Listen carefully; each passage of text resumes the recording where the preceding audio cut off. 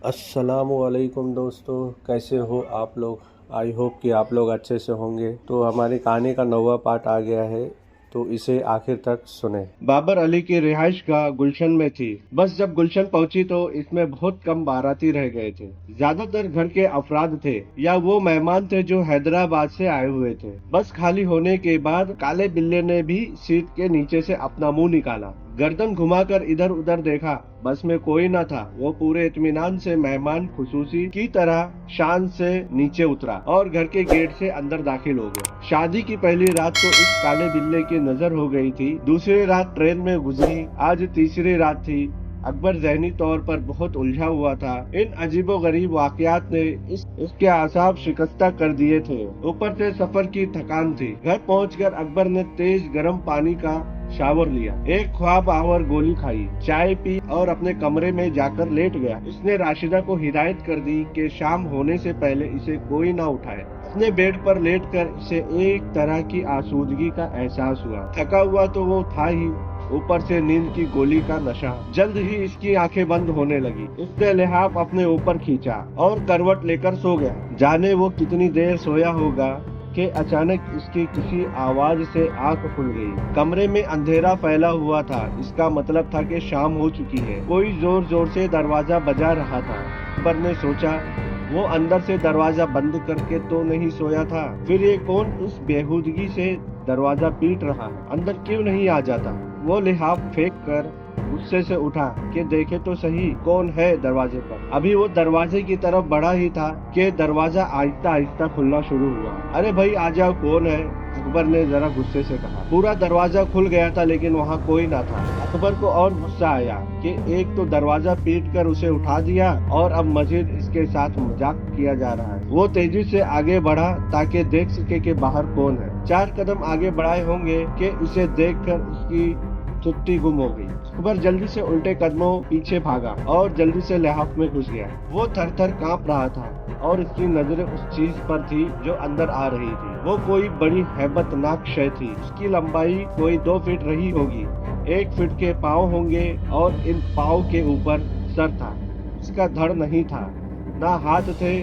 Sir चादर से ढका हुआ था और इसमें से एक हैबतनाक चेहरा झलक रहा था। इस अजीबुल खल्कत चीज को देखकर अकबर की चीख गले में फंस गई। वो लाख चीखता चाह रहा था लेकिन चीख थी कि गले से निकलती ही न थी। और अजीबुल खल्कत चीज अपने पाँव पर उछलती हुई इसकी तरफ बढ़ी आ रही थी। बड़ी मुश्किल से इसकी चीख हलक से बरामद हुई। तभी इसकी आंख खुल गई। इसने खुद को बुरी तरह चीखते हुए पाया। वो पसीने में शराबोर हो रहा था। इसका हलक खुश्क था और जिस्म हौले हौले कांप रहा था। कमरे में अंधेरा ना था। किसी ने अंदर आकर लाइट जला दी थी।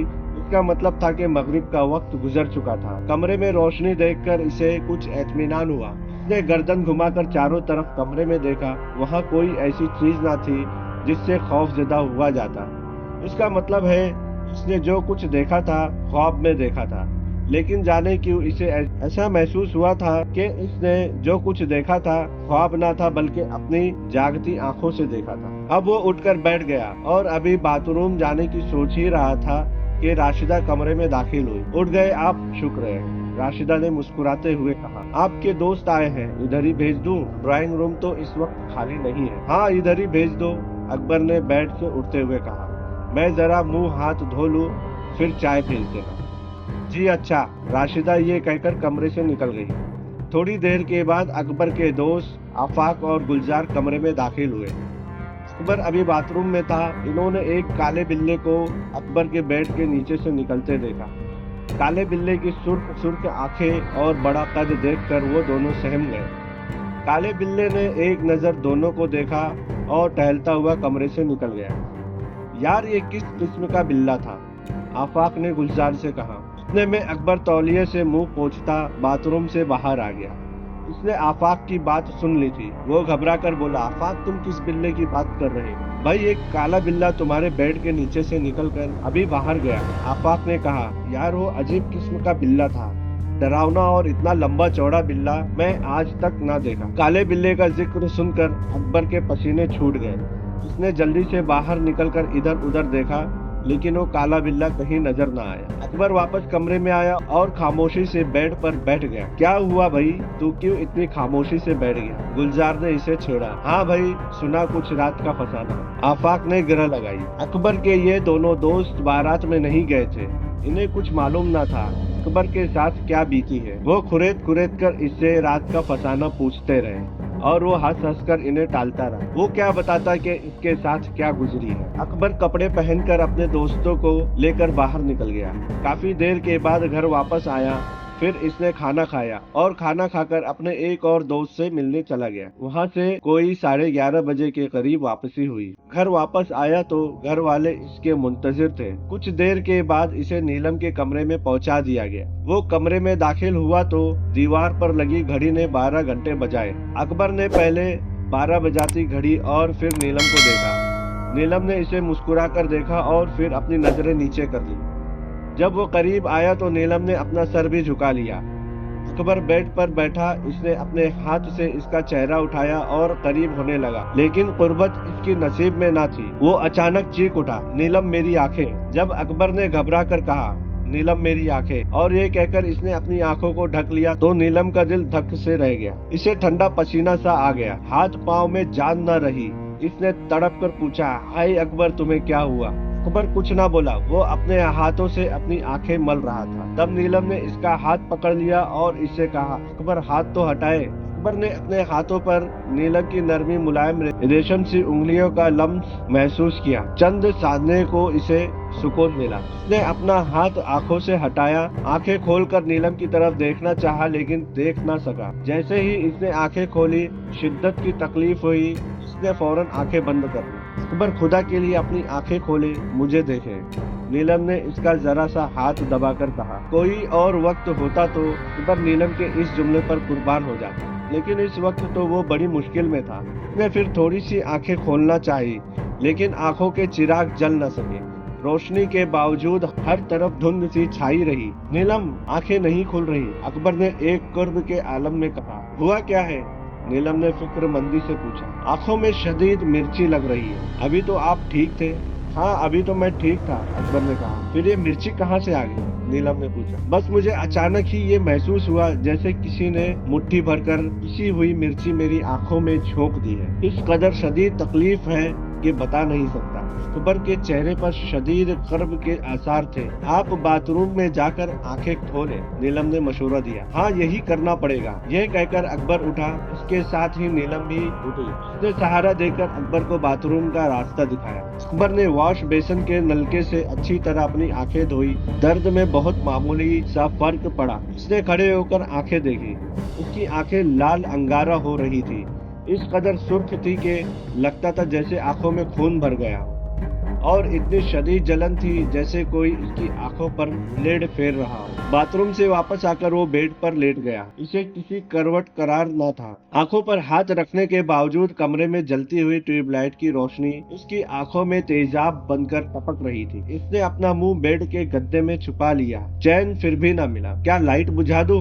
नीलम ने इसे गद्दे में मुंह छुपाए देखकर पूछा। नीलम का ये जुमला भी मर मिटने वाला था। उसकी आंखों में मिर्ची ना भरी होती तो इस जुमले से लुत्फ उठाता, लेकिन इस वक्त तो उसे कुछ अच्छा नहीं लग रहा था। इसने सादगी से कहा, हाँ बुझा दो। नीलम ने लाइट बुझा दी, लेकिन इससे भी कोई खास फर्क ना पड़ा। तकलीफ अपनी जगह जू की तू बरकरार रही। फिर नीलम ने बाथरूम की लाइट जलाकर दरवाजा खोल दिया। इसने तौलिया पानी में तर्क किया और गीली तौलिया को इसकी आंखों पर रखकर बहुत आहिस्ता आहिस्ता फेरने लगी। इसकी आंखों में ठंडा ठंडा पानी लग रहा था। पानी की ठंडक ने इसे थोड़ा सा सुकून पहुंचाया, लेकिन ये सुकून भी लम्हाती साबित हुआ।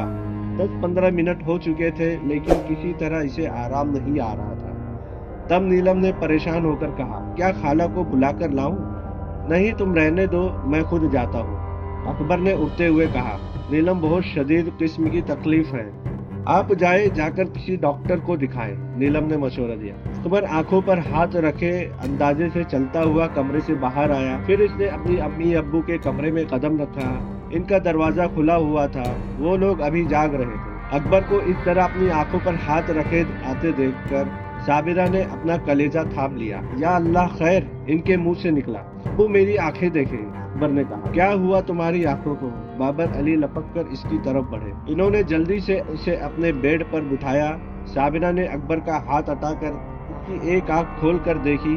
ارے یہ تمہاری آنکھوں کو کیا ہوا؟ ایک دم لال انگارہ ہو رہی ہے۔ امی بس اچانک ہی ایسا ہوا، مجھے یوں لگا جیسے کسی نے ڈھیر ساری پسی ہوئی مرچی میری آنکھوں میں جھونک دی ہو۔ اپنی آنکھیں دھو لو، بابر علی نے کہا۔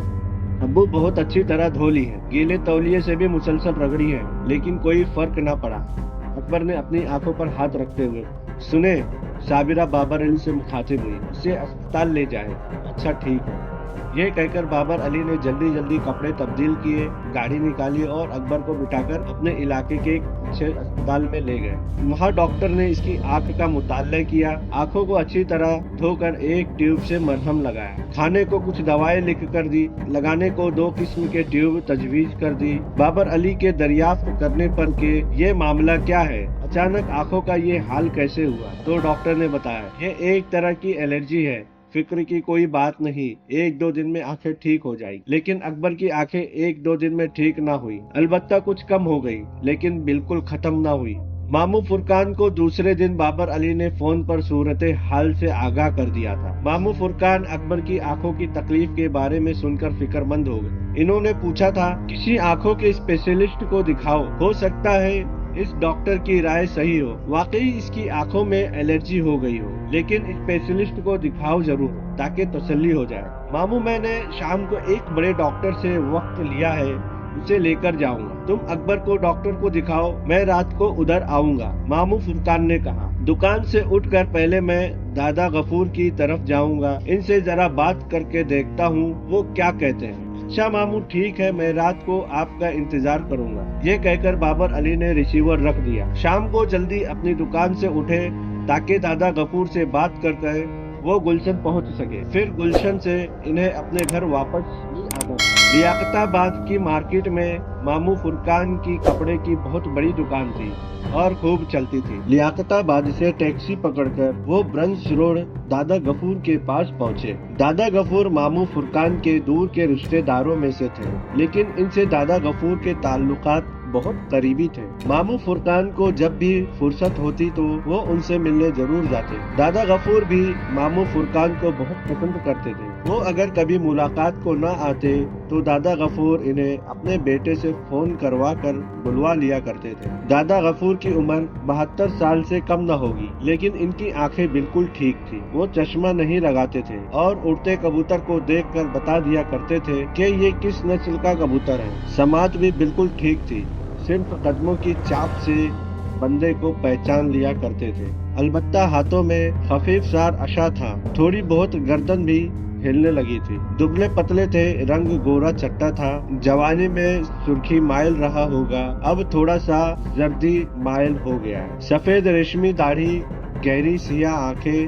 مسکراتے ہونٹ، کڑک دار آواز، وہ ایک بارب شخصیت کے مالک تھے۔ ماموں فرقان دادا غفور کے فلیٹ پر پہنچے تو وہ دسترخوان پر بیٹھ چکے تھے۔ کھانا مغرب کے فوراً بعد کھا لیا کرتے تھے۔ ماموں فرقان کو دیکھ کر خوش ہوئے، بڑی محبت سے بولے، آؤ بھائی فرقان، بہت اچھے وقت پر آئے، کھانا کھاؤ۔ ماموں فرقان اگرچہ عشاء کے بعد کھانا کھانے کی عادی تھے، لیکن دادا غفور کی دعوت پر ان کا ساتھ دینے کے لیے فوراً دسترخوان پر بیٹھ گئے۔ ان کا خیال تھا کہ 2-4 لقمے کھا کر اٹھ جائیں گے، لیکن دسترخوان پر ان کی پسند کی چیز موجود تھی۔ پائے وہ بہت شوق سے کھاتے تھے اور دادا غفور کے گھر کے پایوں کا تو کوئی جواب نہ تھا۔ وہ کھانے بیٹھے تو کھاتے چلے گئے، پھر پورا پیٹ بھر کر اٹھے۔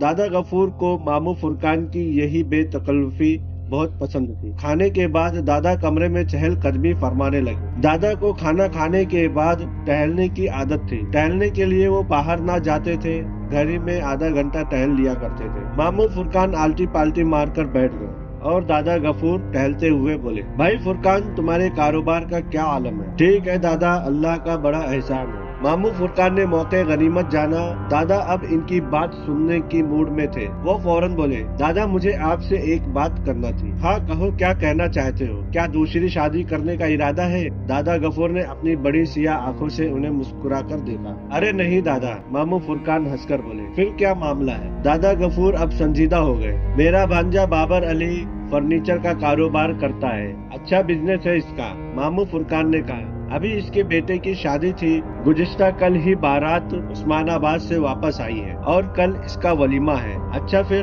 दादा गफूर ने टहलते टहलते मामू फुरकान की तरफ देखा। शादी में कुछ ऐसे वाकयात हुए हैं कि सब चकरा कर रह गए। मामू फुरकान ने बताया। मसला क्या है? दादा गफूर ने पूछा। जरा तफसील से बताओ। तब मामू फुरकान ने अलिफ से लेकर या तक सारी दास्तान पूरी तफसील से इनके गोश गुजार कर दी। दादा गफूर टहलते रहे और मामू फुरकान की बात पूरी तवज्जो से सुनते रहे। मामू फुरकान जब तक खुद खामोश ना हो गए, दादा गफूर ने दरमियान में टोका ना कोई सवाल किया। जब वो चुप हो गए तो दादा गफूर ने पूछा, तुम्हारी समझ में आया क्या? मेरी समझ में तो ये आ रहा है कि नीलम पर असर है। असर किस किस्म का है ये आप बताएंगे। अच्छा। दादा गफूर अचानक टहलते टहलते रुक गए, फिर वहीं खड़े खड़े अपने पोते साजिद को आवाज लगाई। साजिद। उनकी आवाज सुनकर 10-12 साल का एक लड़का फौरन अंदर आया। जी दादा। बेटा एक शीशे के गिलास अच्छी तरह धोकर इसमें पानी लाओ, दादा गफूर ने कहा। जी दादा। साजिद ने बड़ी फर्मा बरदारी से कहा और अंदर चला गया। दादा गफूर अमलियात के माहिर थे। मामू फुरकान और दादा गफूर की दोस्ती का राज भी इन्हीं अमलियात में मुजम्मिल था। वो दोनों इकट्ठा बैठते तो ना जाने कब कब के किस्से छेड़ जाते। दादा गफूर अपने पीर के किस्से सुनाते, जिनके यहाँ जिनों के बच्चे कुरान शरीफ पढ़ने आते थे। हाजराते का इल्म दादा गफूर ने इन्हीं से सीखा था। इनके पीर हाथ के अंगूठे पर हाजरात किया करते थे और जरा से नाखून की अंगूठे पर दुनिया देख लिया करते थे। दादा गफूर इस इल्म को पानी से भरे गिलास पर किया करते थे। साजिद पानी से भरा शीशे का चमकता गिलास एक छोटी सी मेज पर रखकर चला गया। दादा गफूर ने वजू किया, फिर बावजू होकर चौकी पर बैठ गए। 100 दाने वाली तस्बीह निकाली, तस्बीह का एक चक्कर किया, फिर हाथ के इशारे से मामू फुरकान को गिलास अपने सामने चौकी पर रखने को कहा। मामू फुरकान ने बहुत एहतियात से गिलास उठाकर इनके सामने रख दिया। दादा गफूर ने गिलास को अपने आगे घुसाकर और अपने ऊपर एक सफेद चादर डाल ली। चादर इन्होंने इस तरह अपने ऊपर डाली थी कि वो बिल्कुल थक गए थे। मामू फुरकान पूरे इत्मीनान से बैठे इनको देखते रहे। वो इस अमल को बारहा अपने सामने होते देखते रहे। हाँ, कोई नया आदमी होता तो बड़ा हैरान और परेशान हो जाता। हो सकता है कि वो डरकर कमरे से भाग जाता। चादर से अब कोई आवाज नहीं आ रही थी, लेकिन मामू फुरकान को मालूम था कि वो कुछ पढ़ रहे हैं। वो उनका सर हिलते देख रहे थे। कमरे का दरवाजा बंद था। घर वालों को मना कर दिया गया था कि कोई दरवाजा ना खटखटाए। फिर अचानक इन्होंने चादर उलट दी। ऐसी सख्त सर्दी में भी इनकी पेशानी पर पानी के कतरे चमक रहे थे। मामू फुरकान की नजर जब पानी के गिलास पर पड़ी तो वो एक लम्हे को सहम कर रह गए। पानी का रंग सुर्ख हो चुका था। ऐसा लग रहा था जैसे गिलास में ताजा ताजा खून भरा हो। ये क्या दादा? मामू फुरकान ने परेशान होकर कहा। कोई फिक्र की बात नहीं। पसीने में नहाए हुए होने के बावजूद वो मुस्कुरा कर बोले, जरा अपना रंग दिखा रहा है। कौन है वो? मामू फुरकान ने पूछा। अभी सिर्फ धुआं है। दादा गफूर गिलास पर अपनी नजरें गाड़ते हुए बोले।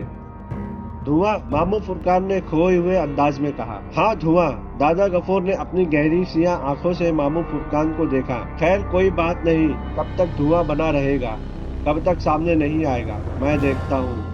इसका मतलब है कि मेरा अंदाजा ठीक था। नीलम पर कोई असर जरूर है। हाँ, दुल्हन किसी के जेरे असर है, दादा गफूर ने यकीन से कहा। यही वजह है कि वो दूल्हा को दुल्हन के पास जाने नहीं दे रहा। जब भी दूल्हा दुल्हन से करीब होने की कोशिश करता है तो वो शाबदा दिखाकर इसे डरा देता है, इसे दूर कर देता है। आंखों की बीमारी भी क्या दुल्हन से दूर रखने की कोशिश है? मामू फुरकान ने पूछा। हालात तो यही बताते हैं। खैर कोई बात नहीं, मैं तुम्हें एक फलीता देता हूँ, तुम जाकर जरा दुल्हन के सामने जलाओ, फिर आकर मुझे बताओ। और हाँ, आते हुए दुल्हन का कोई इस्तेमाल शुदा कपड़ा लेते आना, कोई कमीज या दुपट्टा वगैरह, दादा गफूर ने कहा। और दुल्हा के बारे में क्या हुक्म है? मामू फुरकान ने पूछा। मेरा ख्याल है कि उससे कहो जरा सब्र से काम ले, दुल्हन के नजदीक ना जाए, वरना किसी बड़ी मुसीबत में फंसने का अंदेशा है। वो जो कोई भी है अब शाबिदा बाजी से बराहे रास्त नुकसान पहुंचाने पर उतर आया है। जी ठीक है दादा, मैं इसे हिदायत करूंगा। ये कहते कहते इनकी नजर गिलास पर पड़ी तो वो एकदम चौंक पड़े। अरे ये क्या? बस देखते रहो, दादा गफूर ने बड़े इत्मीनान से कहा और खुद भी गिलास को गौर से देखने लगे। गिलास की सुर्खी गायब होती जा रही थी। गिलास का पानी ऊपर से सफेद हो गया था। रफ्ता रफ्ता पूरा गिलास सफेद हो गया। दादा गफूर ने मामू फुरकान को मुस्कुरा कर देखा, जैसे कह रहे हो परेशान होने की जरूरत नहीं, ऐसे शाबदे मैंने बहुत देखे हैं। फिर दादा गफूर ने एक पीले रंग का कागज अपनी अलमारी से निकाला और इस पर कलम से कुछ लिखा और कागज की इस तरह पुड़िया बना दी जैसे चने बेचने वाले बनाते हैं। इस लंबी से बत्ती पर इन्होंने एक लाल धागा लपेट दिया। धागे लपेटते हुए वो कुछ पढ़ते जा रहे थे। ये लो फुरकान, दादा गफूर ने वो फलीता मामू की तरफ बढ़ाया। इसे दुल्हन के सामने जलाना, से कहना कि इस जलते हुए फलीते को देखें। फलीते को जलाने से पहले कमरे को बंद कर लेना, दादा गफूर ने हिदायत। क्या दुल्हन को इस जलते फलीते में कुछ नजर आएगा? मामू फुरकान ने पूछा। हाँ, नजर तो आना चाहिए। फिर दादा गफूर ने मामू फुरकान को कुछ पढ़ने को बताया। मामू फुरकान ने इस फलीते को अपनी कोट की जेब में रखा और दूसरे दिन रिपोर्ट देने का वादा करके इनके फ्लैट से निकल आए। तो दोस्तों, ये था हमारी कहानी का 9वां पार्ट। अब आगे क्या होता है जानने के लिए हमारे चैनल पे बने रहें और चैनल को सब्सक्राइब करें, लाइक करें और अपने दोस्तों को भी भेजें। तब तक के लिए शुक्रिया। खुदा हाफिज़।